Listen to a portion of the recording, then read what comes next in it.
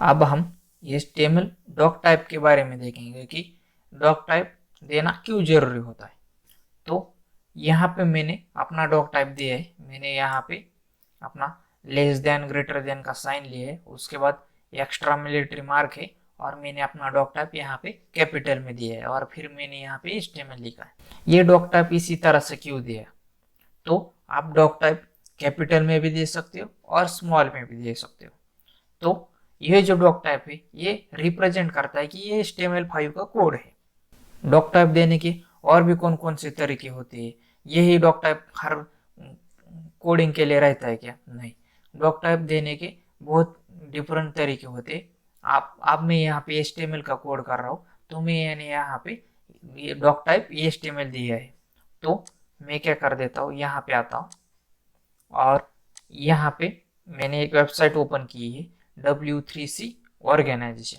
ये ऑर्गेनाइजेशन के HTML का स्टैंडर्ड मेंटेन करती है और HTML के रूल्स एंड रेगुलेशन भी यही ऑर्गेनाइजेशन बनाती है और HTML को आगे डेवलप भी यही करती है। ये आप इस वेबसाइट पे जा सकते हो, W3C ऑर्गेनाइजेशन। तो इस वेबसाइट पे आपको HTML के बारे में ब्रीफली देखना हो तो ये वेबसाइट आप रेफर कर सकते हो। तो यहाँ पे हम HTML डॉक टाइप के बारे में देखेंगे।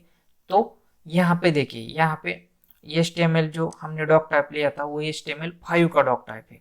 तो यहाँ पे देख सकते हो, यहाँ पे उन्होंने दिया है the simplest and most reliable doc type declaration to use one defined in HTML5।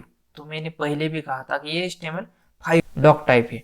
तो HTML5 से पहले कौन कौन से डॉक टाइप थे ये अब हम देखेंगे। तो यहाँ पे देखिए, यहाँ पे HTML4 है, यहाँ पे देखिए, यहाँ पे HTML4 है।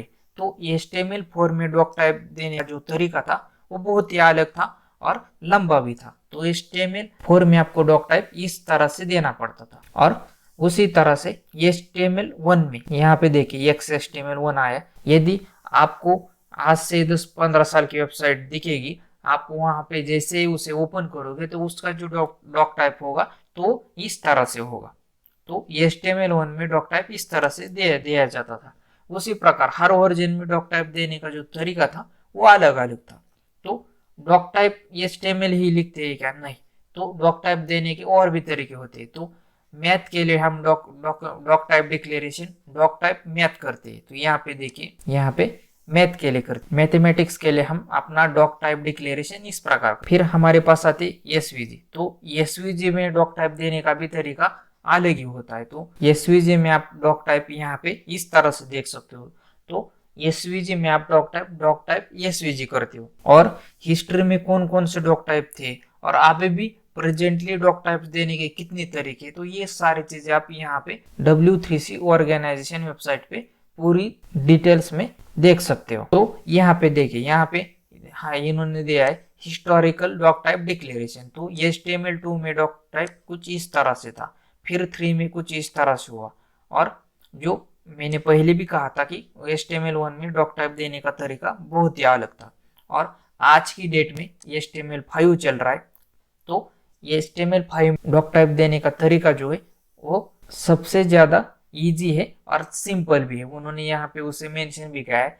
तो पहले डॉक टाइप देने का जो तरीका था वो लेंथी था और अब डॉक टाइप देने का तरीका है तो आपको यहाँ पे सिर्फ डॉक टाइप और HTML ही करना पड़ता है। तो ये हुई बात डॉक टाइप की। तो इसी तरह से हमारे पास और एक वेबसाइट है W3 स्कूल। यहाँ पे भी आप डॉक टाइप देने के कौन कौन से तरीके ये देख सकते हो। तो यहाँ पे देखिए, यहाँ पे कि डॉक टाइप हम कैपिटल और स्मॉल लेटर दोनों में देख सकते हो। तो यहाँ पे देखिए उन्होंने डॉक टाइप देने के यहाँ पे तरीके दिए हुए हैं। अब हम बात करेंगे कि हमने अपने HTML की कोड में डॉक टाइप दिया ही नहीं तो क्या होगा। तो यहाँ पे मैं क्या कर देता हूँ, इस डॉक टाइप को सिंपली निकाल देता हूँ यहाँ से और मैं इस फाइल को रन करके देखता हूँ। तो देखिए फाइल वैसे की वैसे रन हो रही है, यहाँ पे कोई एरर्स नहीं, कोई वार्निंग्स नहीं, कुछ नहीं, क्योंकि HTML हमें एरर शो करता ही नहीं। डॉक टाइप मैंने यहाँ पे नहीं दिया तो क्या होता है, तो डॉक टाइप नहीं देने पर जो हमारा एग्जीक्यूशन का प्रोसेस है वो पहले का ये जो ब्राउजर सभी चीजें लाइन बाय लाइन चेक करता है। सभी चीजें चेक होने के बाद जहाँ पे आपको HTML का टैग खत्म हो रहा, उसके बाद ब्राउजर ये डिसाइड करता है कि ये जो कोड है वो HTML5 का है और बाद में सभी एग्जीक्यूशन होने के बाद में उसे HTML5 डॉक टाइप अप्लाई करता है और फाइनल आउटपुट हमें दिखाता है।